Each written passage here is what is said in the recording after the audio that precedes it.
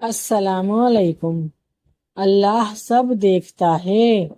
یہ کہانی ان آنکھوں کی ہے جو خاموش رہتی ہیں، لیکن ان کے آنسو کا ایک ایک قطرہ سچ بول رہا ہوتا ہے۔ جب تم پر جھوٹا الزام لگے اور تمہارے پاس اپنی صفائی میں کہنے کو کچھ باقی نہ رہے، تب دل سے صرف ایک ہی آواز نکلتی ہے کہ اللہ سب جانتا ہے۔ یہ کہانی ہے ان آنکھوں کی جو خاموش رہیں، مگر آنسو کا ایک ایک قطرہ سچ بول رہا تھا۔ یہ کہانی ہے ان قدموں کی جو تنہا چلے مگر حق سے نہ پلٹے۔ یہ کہانی ہے اس دل کی جس نے سب کچھ گنوا کر بھی اللہ سے شکایت نہیں کی۔ یہ کہانی تمہاری بھی ہو سکتی ہے اور یہ کہانی میری بھی ہو سکتی ہے۔ 500 سال پرانے شہر بصرہ کے ایک گاؤں کی کہانی ہے، جہاں ایک سیدھا سادہ مگر نیک دل لڑکا رہتا تھا۔ اس کا نام عادل تھا اور ہر کوئی اسے عادل فقیر کہہ کر پکارتا تھا، حالانکہ وہ فقیر نہیں تھا اور نہ ہی کسی درگاہ کا بابا اور نہ ہی عالم۔ وہ صرف ایک عام سا لڑکا تھا جس کی عمر بمشکل 15 برس تھی، مگر آنکھوں میں وہ سکون تھا جو بڑی عمر کے درویشوں میں بھی کم ہی نظر آتا ہے۔ لوگ کہتے تھے کہ وہ عام انسان نہیں ہے، بلکہ اس میں کچھ تو خاص ہے۔ وہ نہ جھوٹ بولتا تھا، نہ ہی کسی سے بحث کرتا تھا اور نہ ہی کبھی کسی کو برا بھلا کہتا۔ گاؤں والے اس کا مذاق اڑاتے اور بڑے اسے ناسمجھ سمجھتے، مگر عادل کبھی کسی سے ناراض نہیں ہوتا، بس مسکرا کر آسمان کی طرف دیکھتا اور کہتا، اللہ سب دیکھ رہا ہے۔ گاؤں کا سب سے بڑا دکاندار حاجی اسماعیل اسے بلاتا اور دکان کے بیکار کاموں میں لگا دیتا۔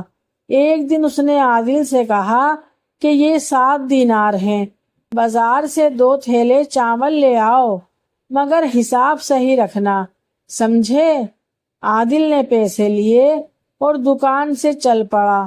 راستے میں اسے ایک بوڑھی عورت ملی جو زمین پر گری ہوئی تھی اور اس کی سانس پھولی ہوئی تھی اور آنکھوں میں درد نمایاں تھا۔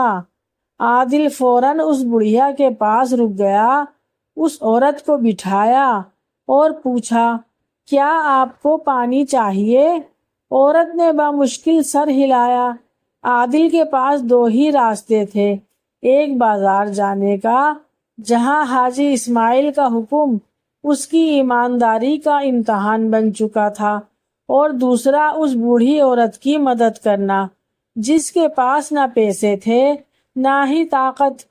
کچھ لمحوں تک عادل اس عورت کے پاس رکا رہا اور پھر اللہ کا نام لے کر اس کے قریب بیٹھ گیا اور اپنے چھوٹے سے پانی کے مشکیزے کو اس کے لبوں سے لگایا اور اس کی بے ہوشی ختم ہونے تک اس کے پاس ہی بیٹھا رہا۔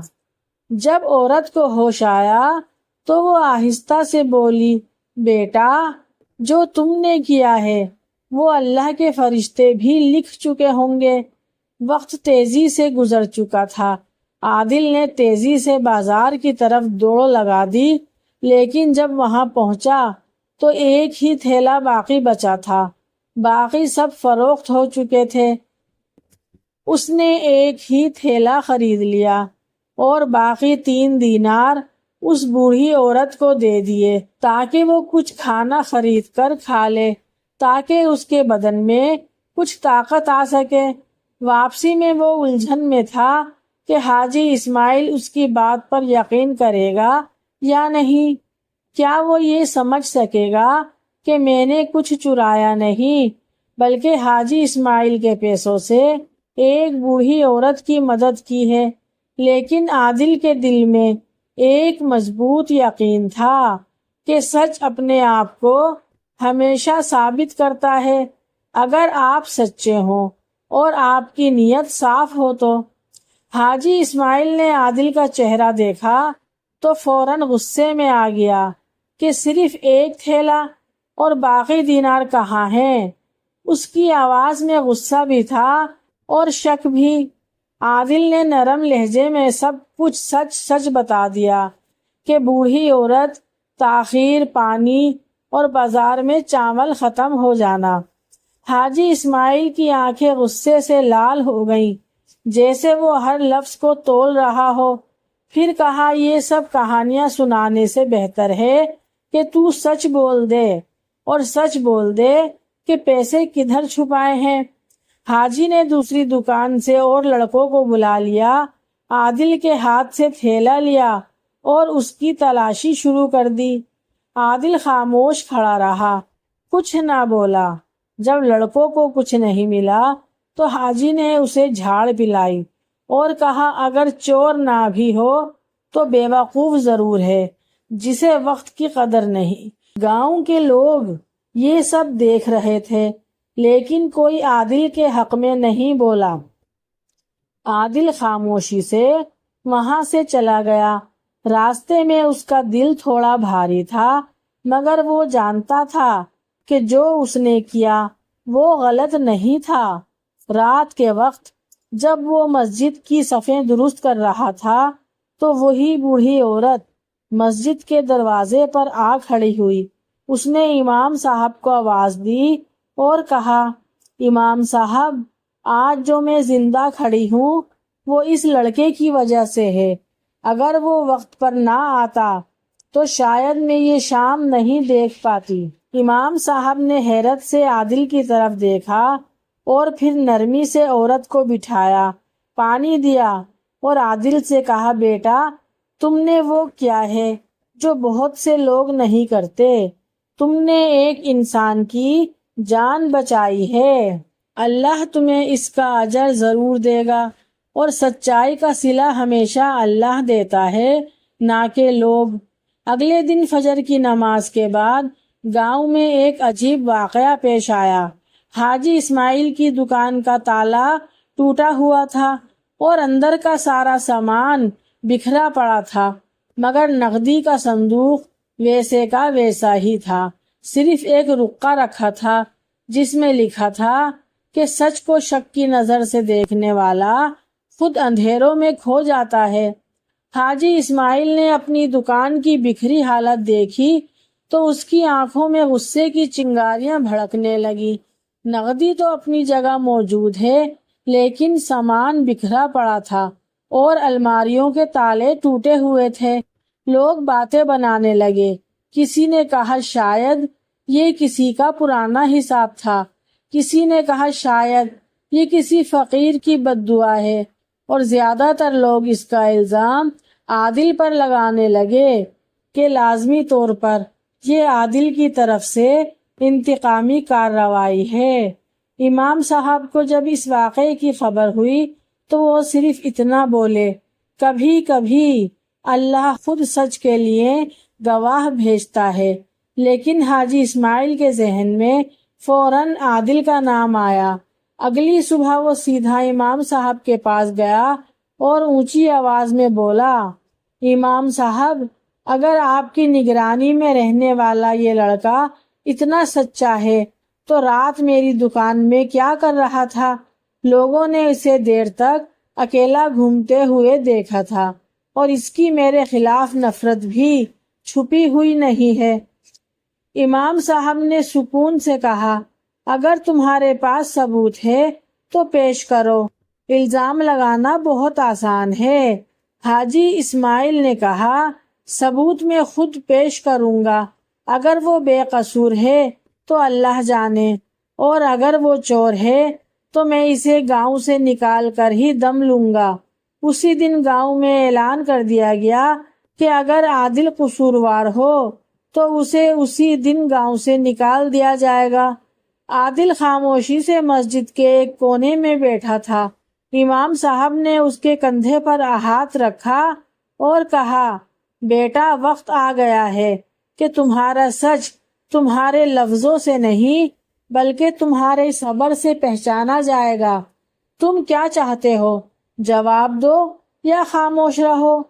عادل نے پہلی بار آنکھوں میں آنکھیں ڈال کر کہا، میں سچ کے لیے کھڑا ہوں اور میرا رب میری گواہی دے گا، دنیا کے فیصلے مجھے نہیں ہلا سکیں گے۔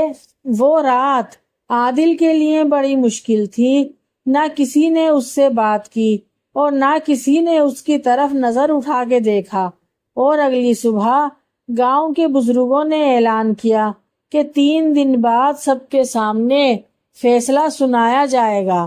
اب عادل کے پاس 3 دن تھے اور اس کی خاموشی تھی، وہ سچ پر قائم تھا، لیکن اس کے خلاف طاقت، الزام اور گاؤں والے کھڑے تھے۔ کہانی اب اس موڑ پر جا پہنچی تھی جہاں سچ اور حق صرف زبان سے نہیں بلکہ گواہی اور نیت سے ثابت ہونا تھا۔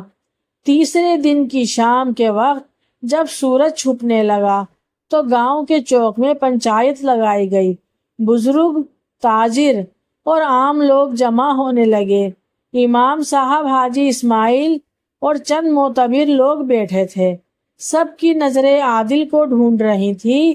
عادل تنہا مسجد سے نکلا، سفید لباس پہنے، چہرے پر تھکن ضرور تھی مگر آنکھوں میں خوف نہیں۔ وہ آہستہ آہستہ چلتے ہوئے پنچایت کے قریب آیا اور سب کے سامنے جا کر کھڑا ہو گیا۔ حاجی اسماعیل نے تیز آواز سے کہا، اس لڑکے کو میں نے پالا، کام سکھایا، مگر اس نے میرے ساتھ ہی دھوکہ کیا۔ اگر یہ بے قصور ہے تو ثابت کرے۔ لوگ خاموش تھے اور کسی کو یقین نہیں آ رہا تھا کہ وہی عادل جسے نماز میں سب سے آگے دیکھا تھا، جسے لوگ صفائی، سچائی اور خلوص کی مثال جانتے تھے، وہ کوئی کام غلط کر ہی نہیں سکتا۔ لوگوں کو اس بات کا یقین نہیں آ رہا تھا کہ عادل آج چور بن کر پنچایت میں کھڑا ہے۔ امام صاحب نے ہاتھ اٹھا کر سب کو خاموش کرایا، پھر عادل کی طرف دیکھ کر کہا، بیٹا، اگر تم چاہو تو اپنا دفاع کر سکتے ہو، جو سچ ہے وہ بتا سکتے ہو۔ عادل نے گہری سانس کے ساتھ بولنا شروع کیا، میرے پاس کوئی دلیل نہیں، کوئی گواہ نہیں، میں نے کسی کا سامان نہیں چھینا اور نہ ہی کسی سے بددیانتی کی ہے۔ ہاں، لیکن میں یہ ضرور کہوں گا کہ سچ کبھی خاموش نہیں رہتا۔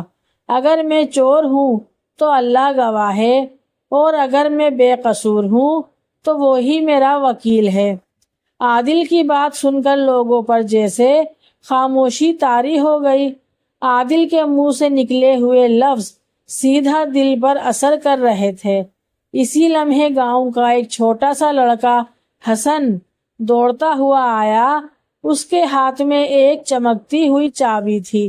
ہانپتے ہوئے حسن نے بولا، میرے ہاتھ میں یہ چمکتی ہوئی چابی ہے اور یہ چابی مجھے دریا کے کنارے ملی ہے، اور ساتھ ہی ایک تھیلی بھی تھی جس میں یہ حاجی اسماعیل کا نام لکھا تھا۔ شاید کوئی چور وہاں چھوڑ گیا ہوگا، شاید یہ سب عادل بھائی کو پھنسانے کے لیے ہو۔ سب کی نظریں حاجی اسماعیل پر جم گئی اور وہ چپ سا ہو گیا، جیسے اس کے پاؤں تلے زمین نکل گئی ہو۔ امام صاحب نے وہ تھیلی کھول کر دیکھی۔ اس میں دکان کا خاص کاغذ اور سامان کی فہرست تھی، جس پر لکھا تھا، یہ میری غلطی ہے، لیکن میں سزا خود کو نہیں بلکہ اس کو دینا چاہتا تھا۔ یہ تحریر حاجی کے ایک پرانے نوکر کی تھی جو برسوں پہلے دکان سے نکال دیا گیا تھا اور جس کی واپسی کا کسی کو علم نہ تھا۔ لوگوں میں سناٹا چھا گیا۔ امام صاحب نے سر جھکا کر کہا، اللہ نے خود سچ کو بے نقاب کیا ہے، اور عادل کی خاموشی اس کی سچائی اور ایمان کی سب سے بڑی دلیل بن گئی ہے۔ لوگوں کی آنکھیں بھر آئیں اور حاجی اسماعیل نے نظریں جھکا لی۔ پہلی بار عادل کے قدموں میں آ کر معافی مانگی۔ عادل نے صرف اتنا کہا، میرا حساب اللہ کے ساتھ ہے، اور جس کا حساب اس کے ساتھ ہو تو اسے کسی انتقام کی ضرورت نہیں۔ عادل نے حاجی اسماعیل کو معاف کر دیا، جیسے واقعی اس نے دل سے کہہ دیا ہو کہ وہ کسی سے بدلہ لینے نہیں، صرف اپنا فرض نبھانے آیا ہے۔ گاؤں والوں کی نظریں بدل چکی تھی۔ وہی لوگ جو کچھ دن پہلے اسے چور سمجھ رہے تھے اب اسے ولی سمجھنے لگے۔ امام صاحب نے سبھی لوگوں کو بلایا اور کہا، میں نے اپنا فرض ادا کر دیا ہے، اور پھر عادل کو گلے لگایا اور کہا، اللہ نے آج ہم سب کو سبق دیا ہے، لیکن سب سے بڑا سبق ہمیں عادل سے ملا ہے کہ ایک دن عادل دیر تک مسجد میں بیٹھا رہا۔ وہ خاموش تھا، جیسے کچھ سوچ رہا ہو۔ اس کی آنکھوں میں ایک الگ سی گہرائی آ چکی تھی۔ وہ جان چکا تھا کہ سچائی صرف زبان سے نہیں بلکہ دل سے جڑی ہوتی ہے، اور کبھی کبھار خاموشی سب سے اونچی آواز بن جاتی ہے۔ اگلے دن جب فجر کی اذان ہوئی تو عادل مسجد میں موجود نہیں تھا، نہ ہی وہ اپنے معمول کے کاموں پر گیا۔ لوگوں نے سوچا کہ شاید یہ تھکا ہوا ہوگا، لیکن جب دوپہر گزر گئی اور عادل کا کہیں پتہ نہیں چلا تو لوگوں کو اس کی فکر ہونے لگی۔ آخر کار امام صاحب، حاجی اسماعیل اور کچھ بزرگ اس کے کمرے میں گئے، مگر کمرہ خالی تھا۔ صرف ایک کاغذ وہاں رکھا ہوا تھا جس پر لکھا تھا، میں یہاں صرف آزمائش کے لیے بھیجا گیا تھا، میرا کام مکمل ہو چکا ہے۔ سچائی، یقین اور صبر کا امتحان سب پر ہوتا ہے، کبھی کسی پر الزام کے روپ میں اور کبھی معافی کے۔ اب میرا وقت ختم ہو گیا ہے، دعا کرنا کہ میرا حساب بھی اللہ کے ہاں آسان ہو۔ سب حیران تھے کہ عادل کہاں گیا، اور کون تھا وہ؟ کوئی مسافر، کوئی آزمائش، یا کوئی بھیجا ہوا بندہ؟ گاؤں میں چیمگوئیاں شروع ہو گئی۔ کوئی کہتا وہ اللہ والا تھا، تو کچھ کہتے شاید وہ فرشتہ تھا، اور کچھ صرف اتنا کہتے وہ سچائی کا آئینہ تھا جو ہم سب کو اپنا اصل چہرہ دکھا کر چلا گیا۔ اس کے جانے کے بعد گاؤں بدل گیا۔ حاجی اسماعیل نے اپنی دکان کو یتیموں کے لیے وقف کر دیا۔ مسجد میں نمازیوں کی تعداد بڑھ گئی، لوگ ایک دوسرے سے سچ بولنے لگے، اور سب سے بڑھ کر یہ کہ ہر کوئی خاموشی میں بھی اللہ سے بات کرنے لگا، جیسا عادل نے سکھایا تھا۔ عادل کا کمرہ آج بھی ویسے کا ویسا مسجد کے ساتھ خالی پڑا تھا، کوئی اسے استعمال نہیں کرتا، صرف اس کی صفائی کی جاتی تھی، اور دیوار پر وہ جملہ ویسے ہی لکھا تھا جو اس نے چھوڑا تھا کہ سچ اگر اللہ کے ساتھ ہو تو خاموشی بھی صدا بن جاتی ہے۔ سچ شاید دیر سے جیتتا ہے، لیکن جیتتا ضرور ہے، تو خاموشی بھی گواہ بن جاتی ہے۔ عادل فقیر ہمیں یہ سکھا گیا کہ الزام برداشت کرنا آسان نہیں، مگر صبر، ایمان اور نیت صاف ہو تو اللہ خود انصاف کرتا ہے۔